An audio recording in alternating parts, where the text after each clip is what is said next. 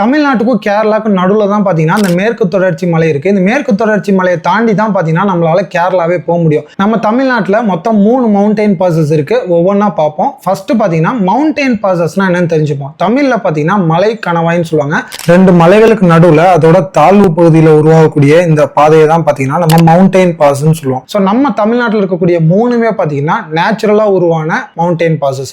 First பார்த்தீங்கன்னா Palakkad gap. நம்ம தமிழ்நாட்டில் இருக்கக்கூடிய கோயம்புத்தூர் டிஸ்ட்ரிக்டும் கேரளாவில் இருக்கக்கூடிய பாலக்காடு டிஸ்ட்ரிக்ட் ரெண்டுத்தையுமே கனெக்ட் பண்ணக்கூடிய இந்த கேப் தான் பார்த்தீங்கன்னா பாலக்காடு கேப்னு சொல்கிறோம். செகண்ட் பார்த்தீங்கன்னா நம்ம தமிழ்நாட்டில் இருக்கக்கூடிய தென்காசி டிஸ்ட்ரிக்டும் கேரளாவில் இருக்கக்கூடிய கொல்லம் டிஸ்ட்ரிக்டையும் கனெக்ட் பண்ணக்கூடிய இந்த கேப் தான் இந்த Sengottai gap. Third Aralvaimozhi pass. நம்ம கன்னியாகுமரி டிஸ்ட்ரிக்டையும் கேரளாவில் இருக்கக்கூடிய திருவனந்தபுரம் டிஸ்ட்ரிக்டையும் கனெக்ட் பண்ணக்கூடிய இந்த பாஸ் தான் இந்த அரல்வாய்மொழி பாஸ். நம்ம தமிழ்நாட்டில் இருக்கக்கூடிய இந்த 3 மவுண்டைன் பாசஸ்மே பார்த்தீங்கன்னா இயற்கையாக உருவான மலைப்பாதைகள். நீங்கள் கேரளாவுக்கு போயிருக்கீங்க அப்படின்னா அந்த 3 வழியில் எந்த வழியில் நீங்கள் போயிருக்கீங்கன்றதை கமெண்ட்ல சொல்லுங்கள்.